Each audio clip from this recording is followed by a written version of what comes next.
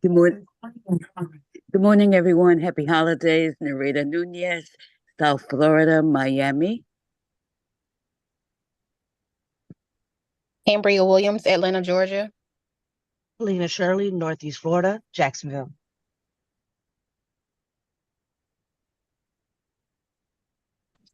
Michelle Edwards, Chicago.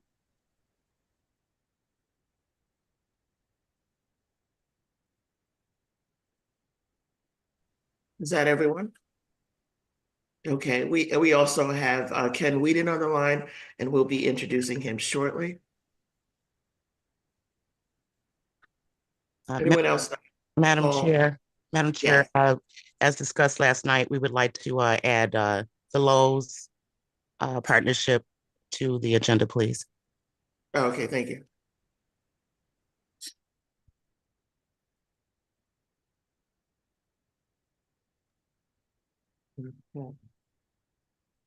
And that's the CBC Foundation. Got it. All right, thank you so much. All righty. Deborah, are you available to read the bio of our guest speaker today? Yes, I am. Thank you so very much. Good morning to everyone, and good morning, Mr. Weeden. I've met you several times when I worked with Florida A&M University and Florida Department of Transportation in Tallahassee several years ago. So welcome aboard, and it's good to work with you again. Mr. Kenneth Weeden is president and principal of Ken Weeden and Associates, Inc. He has over 35 years and is nationally recognized as an expert with the Disadvantaged Business Enterprise programs, also with the ACDBEs, which takes into consideration the concessionaires that work in our international airports around the country. He has done thousands of programs and documented results in 36 states and 3 territories of the United States. The firm also serves as a consultant to several large airport concessionaire companies. Mr. Weeden is the founder and trainer of the National DBE Training Institute. And for those of us who are in this area, we see those notifications all of the time coming through our email and sometimes through the newsletter alerts. Some of his sample clients have been Atlanta, Hartsfield, Jacksonville, Reagan National, Charlotte Douglas, Nashville, Jacksonville, which is my hometown, Charlotte, Myrtle Beach, and Greensboro, North Carolina, just to name a few.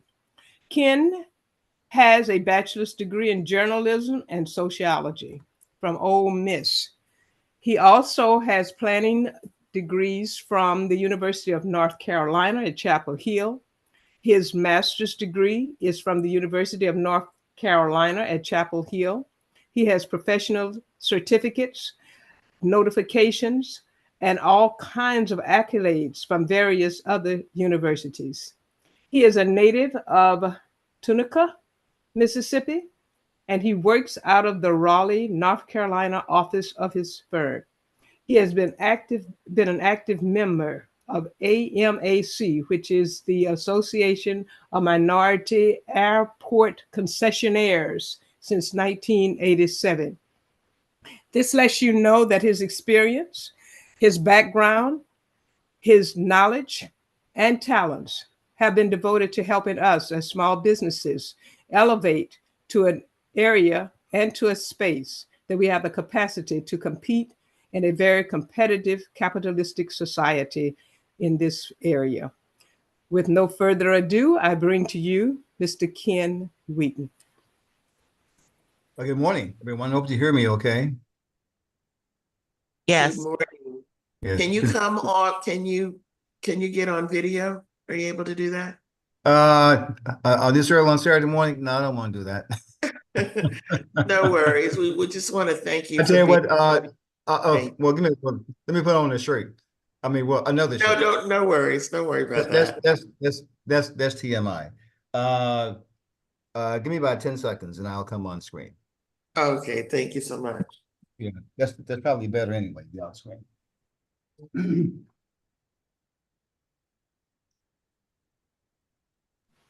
For those of you who Valerie, haven't, now you know why I'm not on screen. So we want to thank Mr. Weeden. I have worked with him over the years with the DBE programs for the Department of Transportation and US DOT. So he has a wealth of knowledge and has been guiding us and leading us into a space, like I said, to make us more competitive as we move into sometimes an unfriendly society. But I think that he will give us some information that will strengthen what we have and take our talents and build our capacity to work in this environment that we're faced with. okay, thank you for that. And as you've expressed before, it's probably good that we stop the recording and start it again. What do you suggest?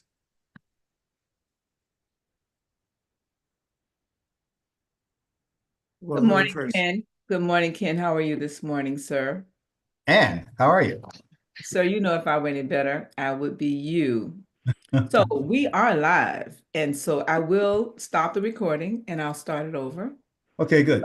I So would also, I see myself and I look kind of presentable, yeah. yes, you look very presentable. Yes. I travel all the time, so I'm also in a hotel room this morning, so I have to. But Val emailed me and I couldn't turn it down. Well, I knew it was Ann behind this. I could not turn Ann down, of course. Thank you, Ken. Just want to make sure we know that. All right, so Valerie, I have stopped the recording. We're going to go ahead and stop the recording and then we'll start the recording off. So we want to make sure we're able to share this information with everybody, Ken. So Can I share my screen? I'll be allowed to do that? yes, absolutely. Absolutely. Tell me when I can. Valerie. Thank you, everybody. Just want to just officially let everybody know that this is the National Association of Black Women in Construction. Valerie's hosting. All right, Valerie, thanks. Thank you very much, and we appreciate Ken joining us today. We've had a series of discussions and talking points about what the organization is doing moving forward with some of these challenges to the DBE program. That is our audience. Many of our members are DBE members or DBE certified and work in the transportation industry. And we find it very poignant right now to be able to have the expert in the industry to be able to talk to us about what we've encountered and what's moving forward, what we should be anticipating. We welcome you today, Ken Weeden. Thank you. If I can share my screen. Yes, right before he does that, Valerie, the president has reminded us to please be sure we share the mission and vision of the organization to officially start this meeting. Okay, thank you. So we have many members on here. Okay. And I can go ahead and share, Valerie, if you like. If you can go to that, please. Thank you. Yes, just give me one moment. I'm gonna stop sharing and I'll share it for the benefit of everybody who's listening. Is that all right? Sure, and I can read it while I have it in. The Nabwic vision. The vision of the National Association of Black Women in Construction is to build lasting strategic partnerships with first-rate organizations and individuals that will provide groundbreaking and innovative solutions for Black women in construction and their respective communities.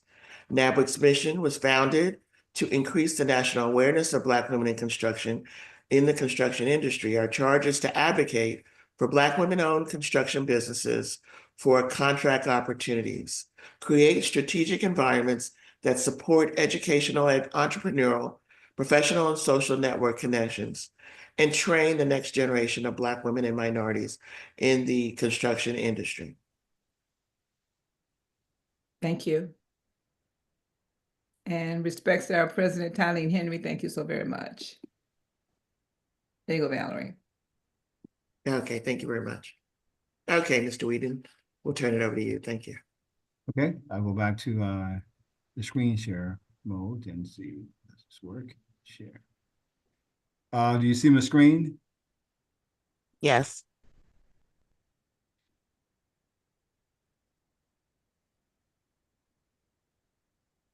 I don't know how much you guys are familiar with the new final rule. As of May 9th, there are new final rules for both the DB program and HCB program. And some of those things are, will affect you as DBEs. If you belong to certain associations like AMAC, which never mentioned, I'm involved with AMAC, the African Advisory Council, and Val is also, and Annie is aware of AMAC. But I thought it could be good to go with through the major changes. Is it okay before I get into to the legal trends? Please do. Okay. All right. The new rule, after about 10 years of working with the last final rule, the USDOT had a team of lawyers from the FTA, from FHWA, from Highways and Transit, and FAA put together a final new rule. They published this new rule, the proposed rule, back 2 years ago. In July 2022, it took all kinds of comments and finally produced a final rule published April the 9th.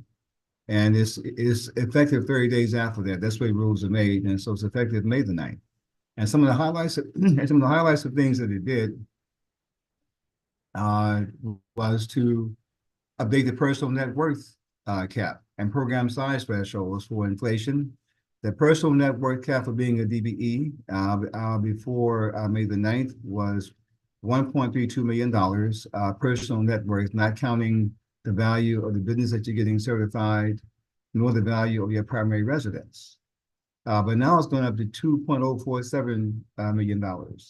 So it's increased quite a bit. They created, and I'll give more details on this later. They created a new category of material suppliers. In the past, there have been suppliers were either regular dealers who had warehouses or stock supplies, inventory that they sold, and or manufacturers or brokers. There's a new category called distributor, which I'll explain a bit more about a bit later. The COVID-19 things are just for the administrators who had started doing more virtual meetings and virtual visits for certifications and so forth. That they could, that's been formalized now into regulations. There is some elements to increase, to facilitate, I guess, make it a little easier to get certified, DBE and ACDBE, because they want to expand the pool. But there's also something called proactive monitoring and oversight. They want to increase that to be sure, again, that real DBEs and real ACDBEs are involved in the program. They're giving certifiers more flexibility in some cases, made it less strict, I guess, to get some firms or businesses certified, and I'll mention that later as well. And according to what they said, there were some things which are kind of, I guess, contradictory in a way, and so they tried to correct some things as well. That was technically wrong from their standpoint. So we'll look at some of those things. The first thing is the personal net worth cap. If you're a certified DBE and you got certified before, say, May 9th, then you know that your personal net worth cap, not counting the value of business that you're getting certified or your primary residence, could not exceed $1.32 million. And some people over the years, of course, tried to find ways to, if they were growing, kind of hide some, some wealth and so forth. Well, they increased it to $2.047 million. And they're going to adjust the cap every 3 years. So that's good. There were some firms, I knew some firms that had applied and got turned down because the person that worked with was $1.4 million, and now they qualify. So that was good. They used to count part of your P&W, your retirement assets, and recognizing that small businesses, trying to put aside some money to retire, we have to do it ourselves. If they recounted that against your personal net worth, then that could put, some people out. Well, now they're excluding all of that. So with the $2.047 million and not counting your retirement assets, that should expand the pool as well. If you're certified in your original state and used to be called home state, they dropped the terminology home state, then you could apply to other states for interstate certification. Well, that rule was kind of cumbersome. Originally, it was intended to facilitate some kind of reciprocity, but you couldn't call it reciprocity. But the new state rule is it's basically a reciprocal rule. And it says that if you're certified, and now it's calling it the jurisdiction of original certification or your JOC, if you're certified there, then you can submit a letter requesting certification in another state, along with evidence that you are certified in your JOC, the old home state. And there can be a screenshot of your listing in the DB directory and a new form called Declaration of Eligibility, which is a very detailed form. You have to read that thing very carefully because then it doesn't require notary, but you're signing it to allow things on the threat of perjury. So you got to be sure that you read that thoroughly, understand what you're saying. But the DOE form and the letter and the screenshot, once you submit that to the other state, and that state they establish the fact that you are certified in your JOC, your original original jurisdiction of certification, then they must act upon it within 10 days. That's a major change. Virtual on-site visits, mentioned that already. For large projects, if you're involved in a very large project like design build projects, a lot of times design build guys kind of got by with DB goals because the project is phased in. It's phased in. They do a little plan up front, but don't really know when certain portions that may require DB participation is going to take place. Well, the new rule requires them to have an open-ended program performance plan, which means that they can set that the airport or state DOT can require the design build firm to give them a general plan, but set goals as they go to different phases. If you do phase one, they can have a goal for phase one. When phase two happens, they have a goal for phase two, and so forth. So they don't get by. They have to. It's an open-ended process, so that the goals are sure to be attached as long as the projects are being bid until it's done. Undesign bid project. Sorry, design build projects. The typical way, of course, is design, bid, and build, like a 3-stage process. But there's a process called design build. This process for determining whether or not you are a distributor. Distributor is a new category. Let me go. I thought I had a slide for that, but I'll go back to the previous slide so I can explain that. In all regulations, you could be a DBE or DB supplier. If you're a DB supplier of regular construction goods and so forth, in your regulation, and you were a manufacturer of that good, then the sponsor could count 100% of the money paid to your company as a manufacturer and supplier. If you are a regular dealer, it means a company that has, an inventory, stock and warehouse, they resell things, pipes and whatever. The sponsor can count 60% of the value of the dollar for your sales to them. This new category is called distributor, which allows a sponsor to count 40% of the supplies, and the supplies doesn't have to be either regular dealer or manufacturer. If they can be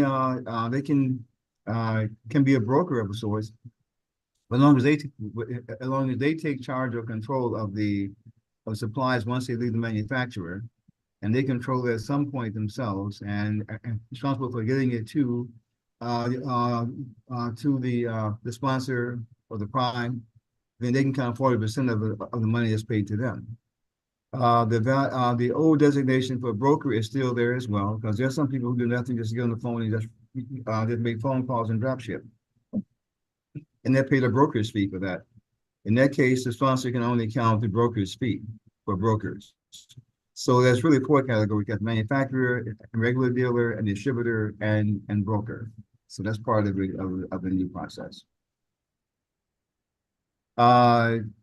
This is a rule for the administrators, but it's good for you to know what the administrators are supposed to be doing if you are a sub on the job somewhere. They have to keep track of payments, be sure that you're being paid so they can compare what the DBE is being paid compared to the goals. And they have to do that and keep track of the aggressive payments to see if the goal is set a certain percent, they need to be aware every month how they're moving toward the goal and being sure check that that the subs are being paid. The new rule also requires the airports and state DOTs and transit systems to have a detailed outline as how they're going to actually monitor and give oversight to prompt payment. Prompt payment has always been an issue for almost whatever. That's the biggest issue for subs, is getting paid on time. Although the federal rule says that for all subs, that the prime must pay the subs within 30 days of the time they got paid. But a lot of times the subs don't know when the clock starts. If there's if the prime doesn't let them know, or the airport didn't require them to let the subs know when the clock starts, so they know they get paid within 30 days. And also the prompt payment rule does require to all tiers. If you got first tier sub, second tier sub, or third tier sub, that prompt payment rule does apply, and that was made clearer in the new rule. For concessionaires, I won't spend much time on this because you guys are not really into concessions, I don't think. But there's a new requirement for a concession program to have a small business element within the concession program. So airports have to have a new element that fosters or promotes opportunities for small concession businesses as well. And that's very, very, very new. And that's going to be enforced by having to do annual reports and having to collect information on all the folks who would inquire about having one. So if you want more information about that, I can discuss that later, but you guys are mostly into construction. This is for administrators too, the folks who run programs. They have a very detailed bidders list, and if you get a job or you're a sub on a project, you're going to be asked to provide more information than you had in the past about your business. So just be aware of that. On the concession side, it's very similar, but it's called active participants list. They're looking for more detailed information to track who the participants and who the interested people are.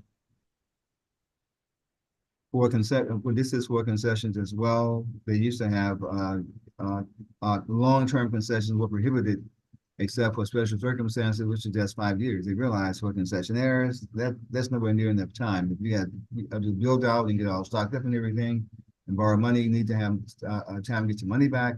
So now they extend the definition of long-term exclusive to 10 years. For the transit systems, again, this is just administratively. They divide their transit systems up into 2 tiers. For transit systems, for the small transit systems, like in rural areas that provide, services to, I guess, more paratransit services. They get less than $607,000 a year. They're called Tier 2. The other transit systems, and most of you ladies out here where you're from, people here from larger cities, you got large transit systems. So they're going to be Tier 1. But don't forget that transit systems have DB programs as well, and sometimes they have construction projects. There's more money out there right now for construction projects, building transit exchange system or stations and things like that. So keep that in mind in your areas and ask about the transit system. Do we have any money or whether they got construction projects going on or plan, and try to get involved in those. All right, that's an overview, just a short overview of regulations. I do have a few, maybe like 2 or 3 slides about some legal issues and concerns that you may have heard about. You may have heard about this case, a Mid-American Building Company, and if I can come, let me see. I'll get this out the way so I can see it. Yeah, so it's another company. There were 2 companies in Kentucky last year that filed a suit against the DB program, against the USDOT program. And they filed it in Eastern District Court of Kentucky. The people who are behind these cases, they choose where they want to bring the case. And they chose this place because they feel like they had a favorable judge, of course. So they use it's a similar attack against DEI and diversity that's been used in other cases. The case that universities brought earlier, against Harvard and UNC Chapel Hill, some of the same things that they allege, they allege against the DB program. And number one, they allege that the rebuttable presumption of social disadvantaged applicants for DB programs is unconstitutional.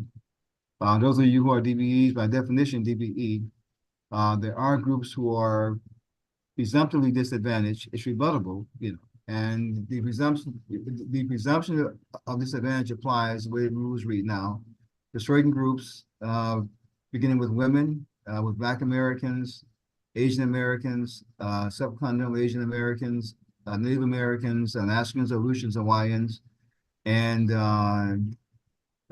Pacific Islander Americans, Hispanic Americans, regardless of race. The rules and regulations say that the people in those groups are presumptively disadvantaged on the social and economic side.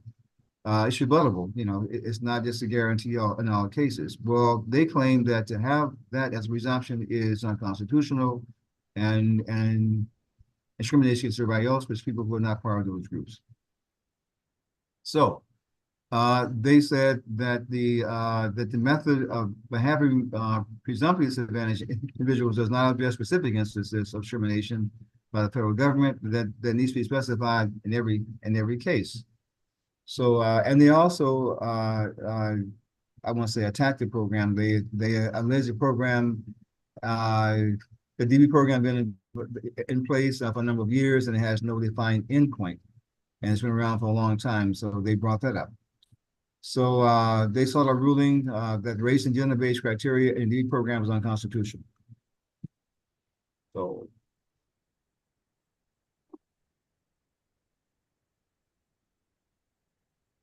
I can issue that in this. Okay.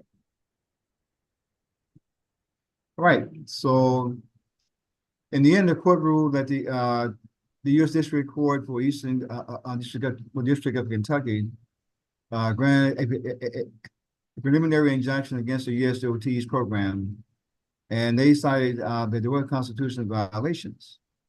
The ruling against the program, however, the scope was limited to just those two plaintiffs, Mid-American Building Company and Bagshore Trucking Company, to just those two, white male-owned companies in Kentucky and Indiana. So it wasn't a national thing. It wasn't a national thing at all. It was just those, if those two companies decide to bid bid on a project in those two states, then the DB program had to have zero goals. However, the lawyers did meet with FAA and other USDOT lawyers, and they got other states to join them. There are 25 states, including Florida, but there's other states also, and I didn't bring up the whole list this morning. However, but the preliminary injunction that's in place, and I'll give more details about the states, what it means.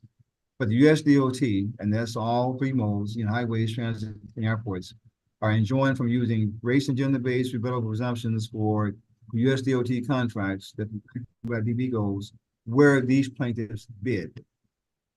So, so basically, if in these 25 states, including North Carolina, South Carolina, Mississippi, Alabama, Tennessee, and some others, if they must give notice to the USDOT that they intend to bid on a project. And these are not real big companies. The building company is kind of small to mid-size. The trucking company, last time we checked, had only 4 trucks.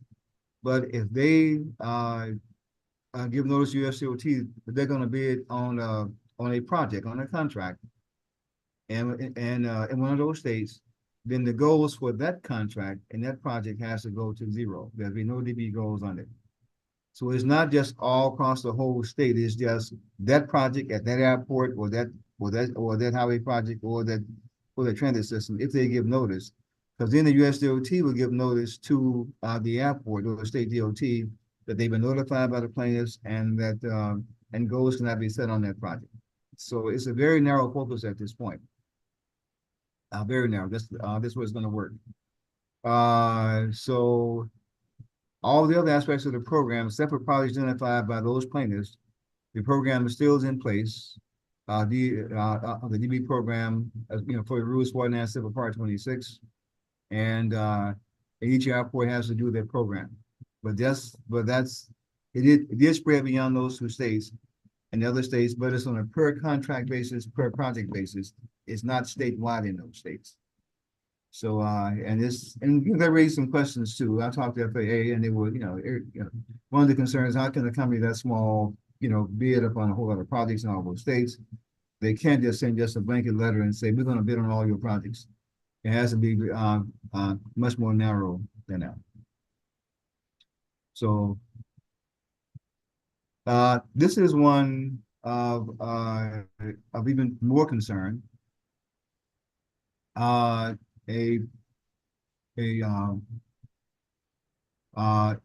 act, a proposed act by Congressman Glenn Grothman and Anna Polina.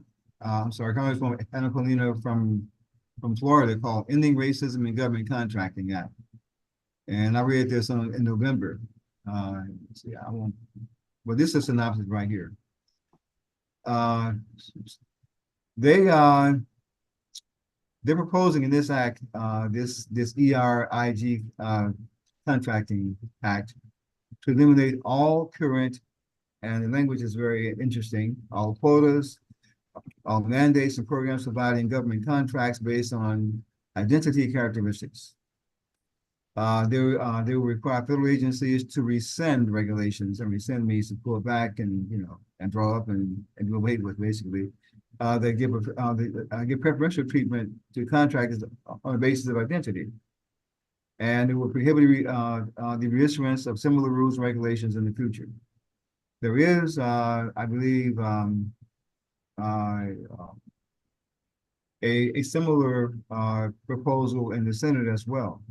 But interesting enough, they maintain prioritization for veteran-owned businesses. So it's like, discriminate against everybody else except veterans. So it's just a proposal now that's been introduced. It hasn't gone anywhere, but just be aware that that's out there, that's trending legally. That's and other stuff may come up. So this is just to increase your awareness. I think that's the last slide that I put together for for this meeting. I got up a little earlier so I could do this. All right. I'll just stop there. Are there any questions? Or is that part of the format? I'll have questions. I'll turn back over to you, and you do what you. Absolutely. One of our co-chairs, Yawanda, can you organize the questions? Any questions in the chat? Yes, please. I will. So just a general question for you, Ken. That was a lot there that you presented. Organizations like Nabwic, where should we be gearing our focus, programming from? What are you seeing the trends with organizations like ours? How do we focus our programming? I'm involved with AMAC. I'm on the Government Affairs Committee, and one of the main things that we are discussing is the fact that we need to connect with other organizations. I mean, like Nabwic and COMTO and other associations, we need to band together and consider, what the impact may be if the program if it does go away in its current form. To look at also, well, what would happen? You can ask yourself, question, what would happen if the goals portion does go away? And if you benefited from having goals, and all of us have, I write programs, but still the sponsors count my participation as credited toward their goals as well. So what happens if that goes away, or if there's some other kind of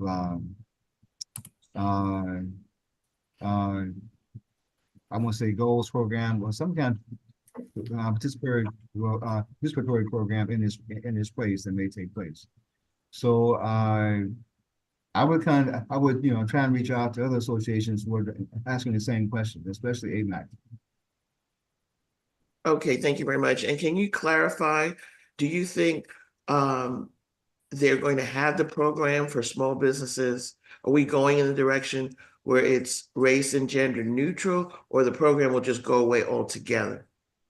You know, I don't want to bring out my crystal ball, you know, but part of the survival of the program, I think, even way back, was to have a race neutral small business element. For those of you who are, well, if you guys do DB programs, 12 years ago, there was introduction to bring in the small business element for the DB program.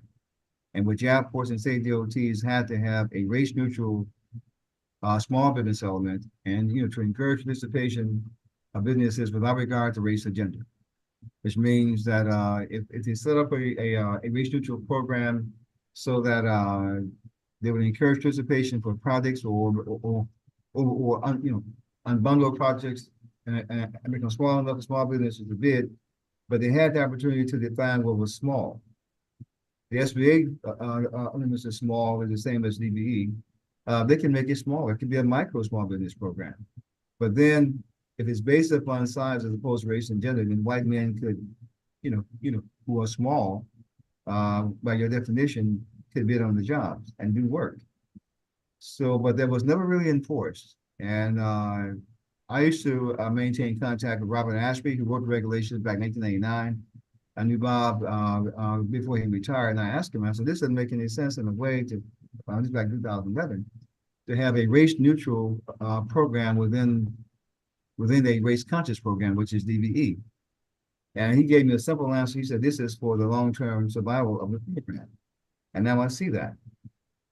Because part of the things that they're claiming, of course, by identity, we can counter that with the small business element because it's race and neutral, it's race and gender neutral. And so but that may expand wider. That may be part of the push is to expand that thrust wider so that it's not just based upon the the ethnicity. It depends upon who's in Congress and their feeling and their mood. And right now, again, we don't know. The majority of both houses look like they could be of the same persuasion, party-wise. But again, we don't close up shop. We find out who the next people are who are heads of committees, who heads of subcommittees, and we go to them like we did the ones who were in place in this administration. Present our case, and we need to understand also kind of what they are proposing, like this Rothman and Luna bill.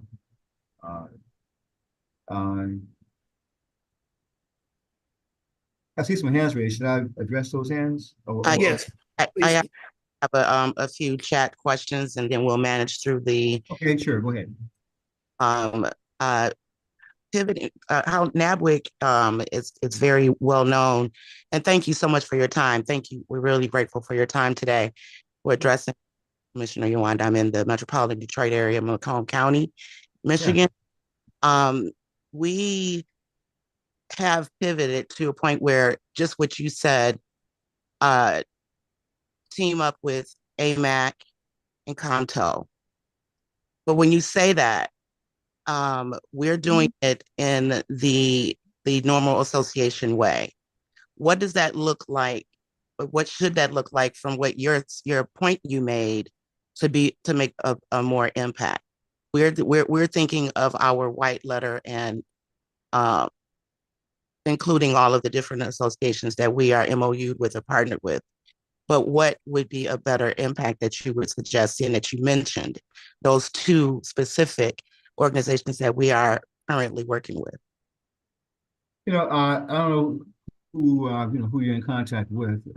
Maybe just the head of each one of those. But I would ask him, do they have subcommittees or committees to address in particular? In AMAC's case, there's a government affairs committee. That's headed by Parada Lee. And I think there's something comparable with Comto.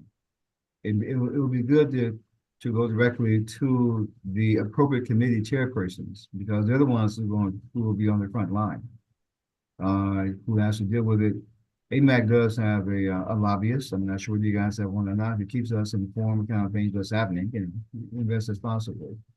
But he connects mostly with that committee. Indeed. Okay, thank you.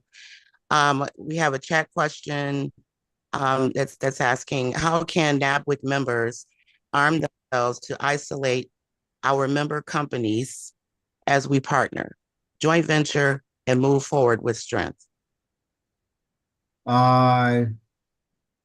what you have in place. I mean, and try and get more, because I think that I think the person been insulate as opposed to isolate.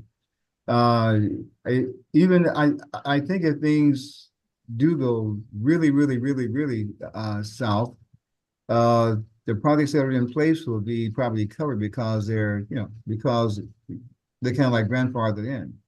So get as much work as you can, lock those things in and get more, seal yourself in with that.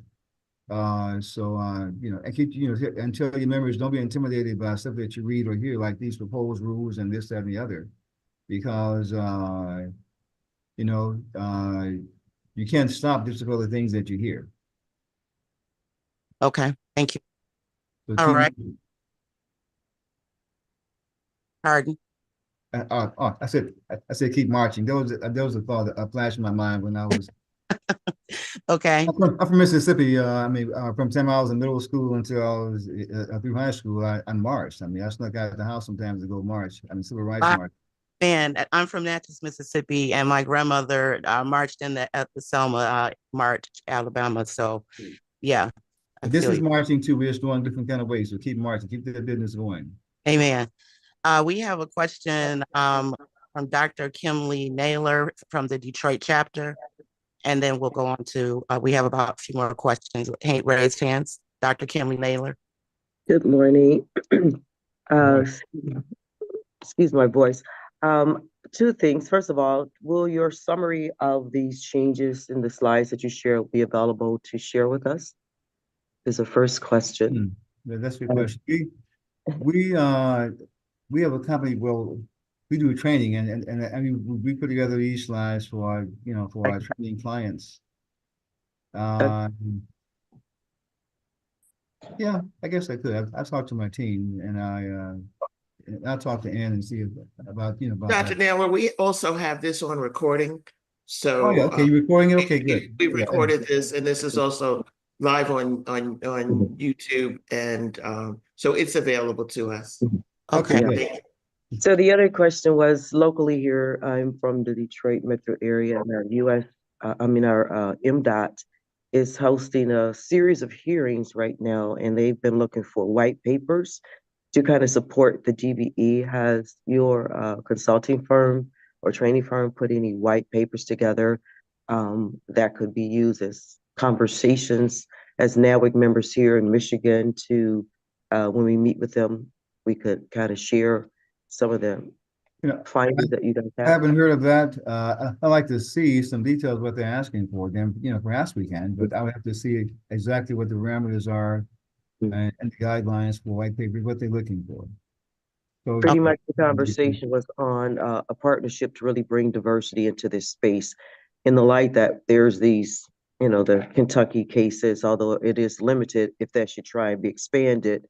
They're trying to be proactive, working with partners to keep the diversity, and what are some ideas. So I just wondering if some had been written as a way to encourage, maybe we've improved the language, like we were talking about disadvantage, but that could still be, white smaller businesses. How do we keep it race, gender neutral, but keep from being, the whole program being annihilated? So that was the first meeting that they had, and I was honored that you were able to join us today, and thank you for such valuable information.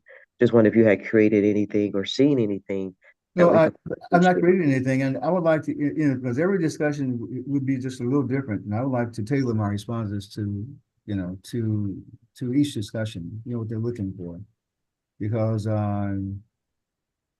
what I would say in North Carolina to that would be different than what I would say in Michigan. You probably. Indeed.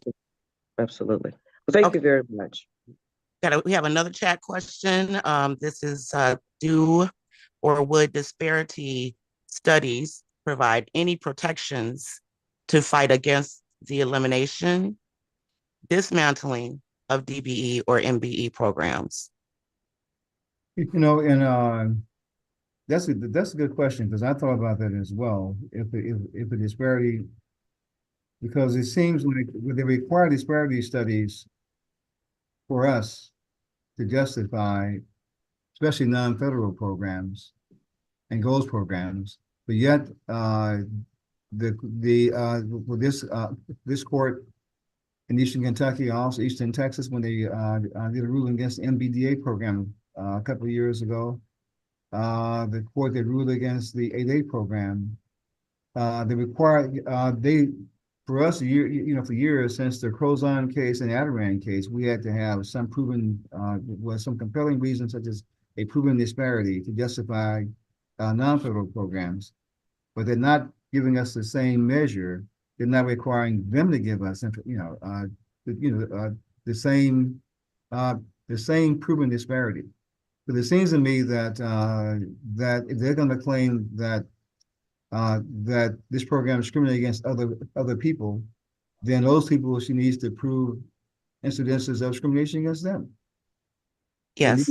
There needs to be some kind of compelling interest to say, but for the fact I'm a white male or this, or I was discriminated against in this contract, there needs to be some kind of something that they need to produce, like we did. Okay. So disparity studies were a factor in a case a few years ago, Department of Justice, this company, I'm getting the name of the company, it was a fishing company against the Department of Justice and Illinois DOT and Illinois, not the tramway, the authority that deals private bypasses. Anyway, a tollway authority. There was an allegation that the disparity studies did not prove a compelling reason. The judge rules that that was not the case. So he did, show that there was a sufficient discrimination enough to have a program. So disparity studies, if they're being done, I would definitely keep on doing them. Great. Okay, thank you. We have a message. Dr. Weeden, thank you for a working dialogue to apply to questions. Especially piggybacking on this gratitude on behalf of all of us at Nabwic. We definitely would like to share this with others who know that diversity is being seen as an optic oppose to a social necessity to move civilization forward. What are your thoughts on that?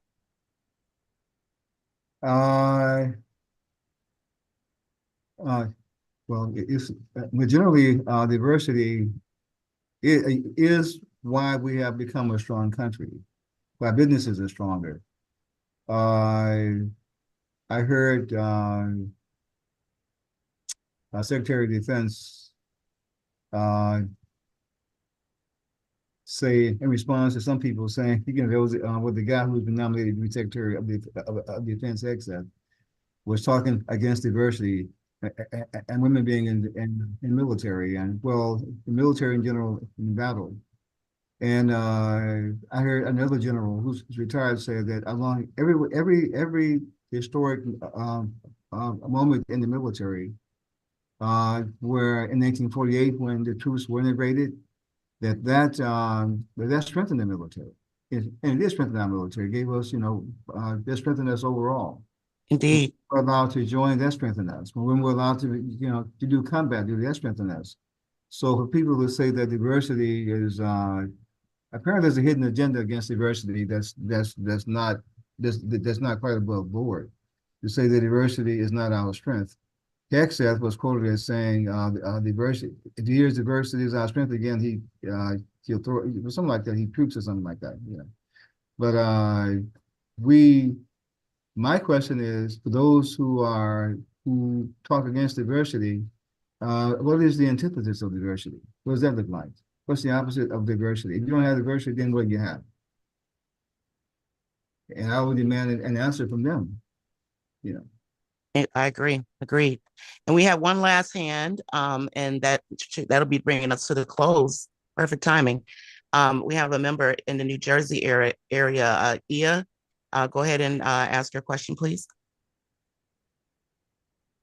Hi, good morning, sir. Thank you very much for the presentation.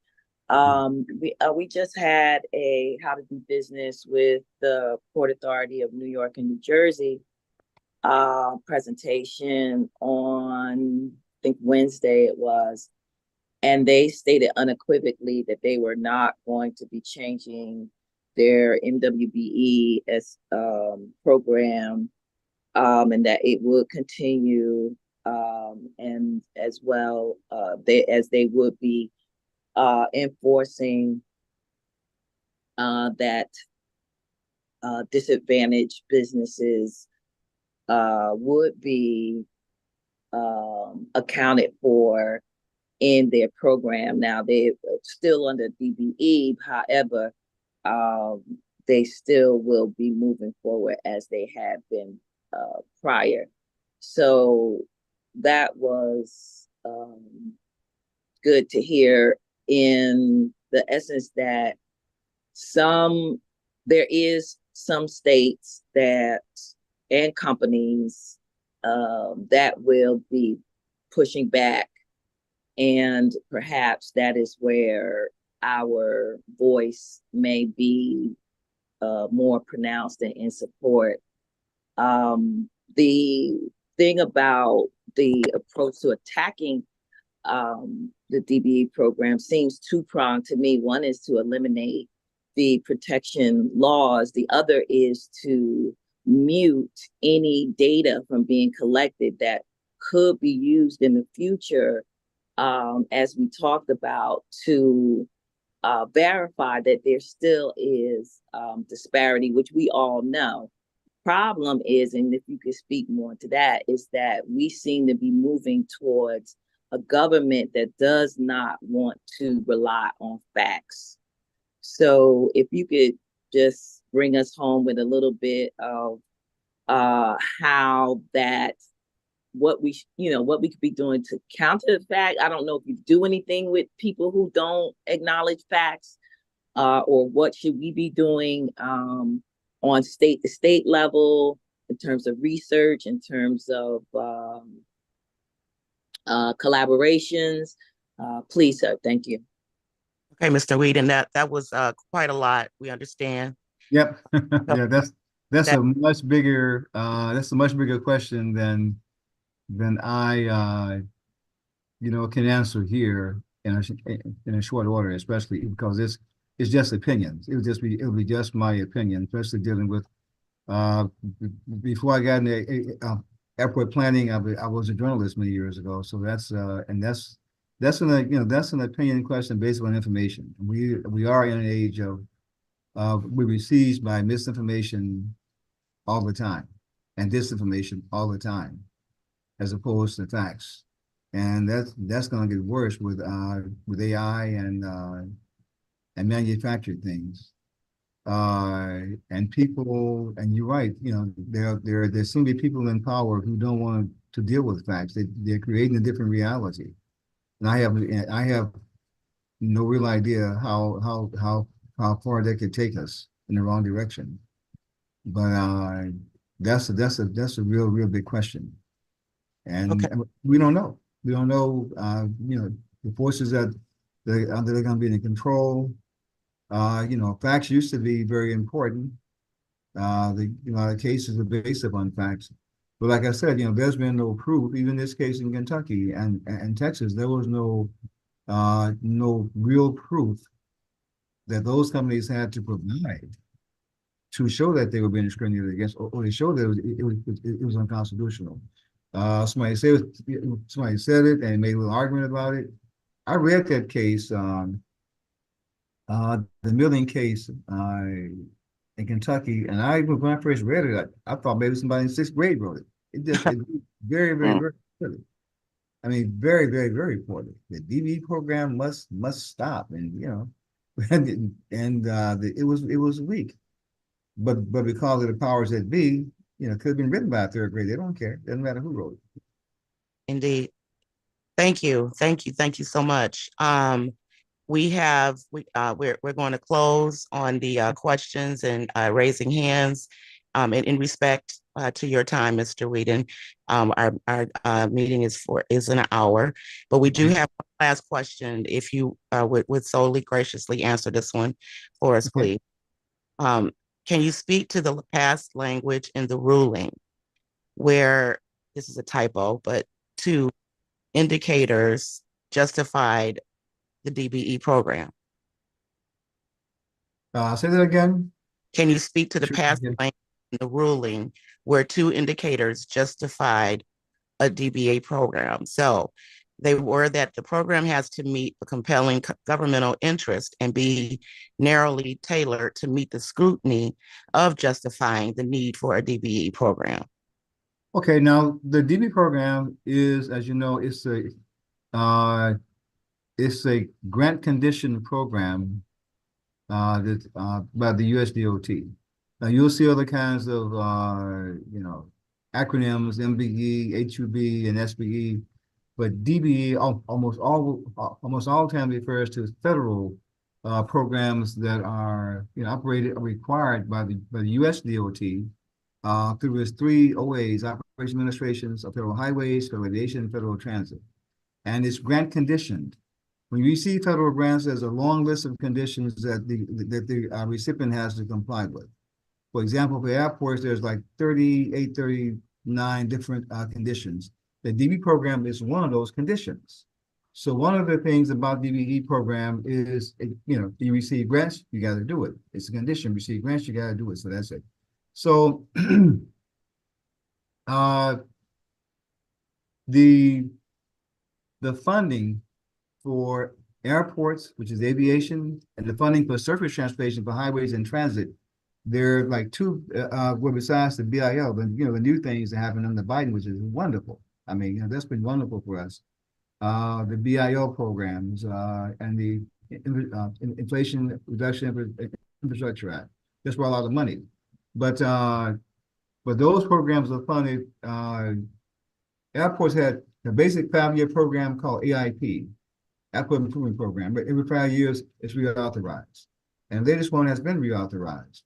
Well, within the reauthorization, there are statements that says, therefore, we note that due to compelling situations and ongoing discrimination, there's a compelling need for the DB program.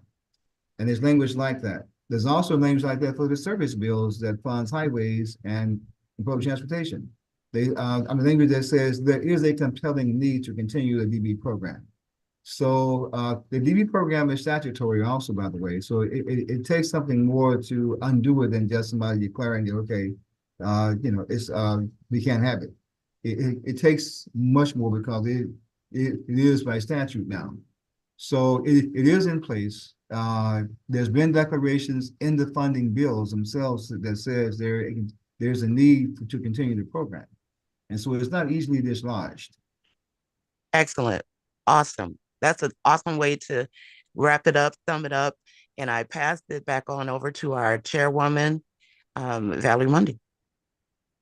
Thank you so much, Ken. Thank you, Nabwic members. Thank you so much, Ken, for joining us this morning. We're going to take this information to heart. We're going to listen to it again, and then we're going to decide what we're going to do with our own white paper so we can join with our colleagues. So thank you so much, and we'll check back with you after today. Please forgive my background. Anything else anyone want to bring up on the agenda? Do we want to put it on the next meeting? I think Yolanda had something. Excuse me, Valerie. This is Tylene. Can you all hear me? Yes, Tylene, thank you. I've had my hand up for a little bit. Good morning, everyone. And on behalf of the National Association of Black Women in Construction's Board of Directors, would like to thank you again, Mr. Weeden, for your time this morning. And I wanted to just share Ia's question, which was very complex. One thing that each and every one of us can do is continue to build meaningful relationships with like-minded individuals that are interested in forwarding equity, right? And so it doesn't mean only the Congressional Black Caucus members or only Democrats, or it is connecting with people and building relationships. And that is how we can begin to counteract in a society in which, we're starting to disregard facts, right? I think that when we operate with folks that have integrity, which is one of the things that I value most about my relationship and membership of this organization, we are able to continue to move the needle forward. And I think the proof is in the pudding. If you look at Ms. Ann's McNeil, our chair and founder's, career and experience over the past 40 years in the industry, some of these programs that exist now did not exist. And the relationships that have built continue to stand the test of time. And so we really, really, really have to rely on our interpersonal communication skills and sharing our intellect, speaking up in these public forums and meetings so that people know who we are and what we stand for. And I do believe that there's beginning to be a shift, because when folks started to ignore the facts, that's kind of when people start waking up a little bit to say, wait a minute, this doesn't make sense. So we have to continue to stay steadfast as we move forward and advocate for equitable contract opportunities for Black women in construction. Thanks. So eloquently said. Thank you so much. And I did not see your hand raised, Madam President. Please charge it to my mind, not my heart. Thank you. Thank you, Tylene, for that poignant statement. And thank you so much once again, Ken, for your time. Yeah, we will use the You're breaking up. I think at this time is the presenter, and for the meeting we can move forward. All right, thank you so much. All Well, right, I can leave everyone. you, the meeting's gonna continue, I guess, but I can leave now, I guess. You're gonna do your regular business? Yeah, we will. Thank you so much. We appreciate you. All right, thank you. Good seeing everybody. Thank you. Thank you. Okay, is there anyone? We had another item on the agenda, but I think we can have that continued discussion next week. Commissioner, Yes. do you want to do that? Okay.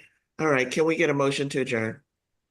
Hey guys, before you adjourn, it's very important that everybody signs up for Lowe's, because money for next year and things that we want to do next year, we need to get the money this year. Since we missed Giving Tuesday, I really want to say to everyone on the call, as the chair of sponsorship, one of the ways that we can ensure that we have monies is by pushing the Lowe's program.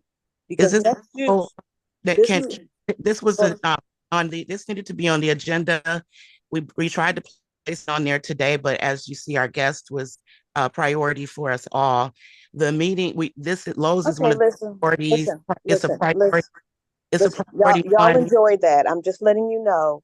Yeah, Next year, when you don't have any money, you didn't have time for it. So I appreciate you. Can we please keep that energy for next week? That would be awesome, because we need it. That's on the topic. Oh. Okay. Melody, anything else on that?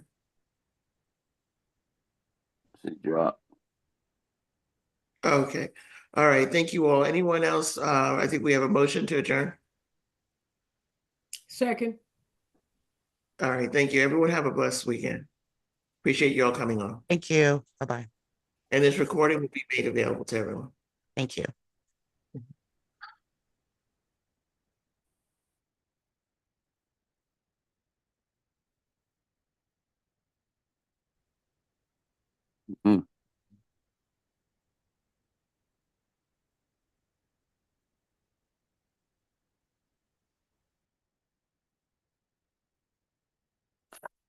Where is my dang on escape from New York?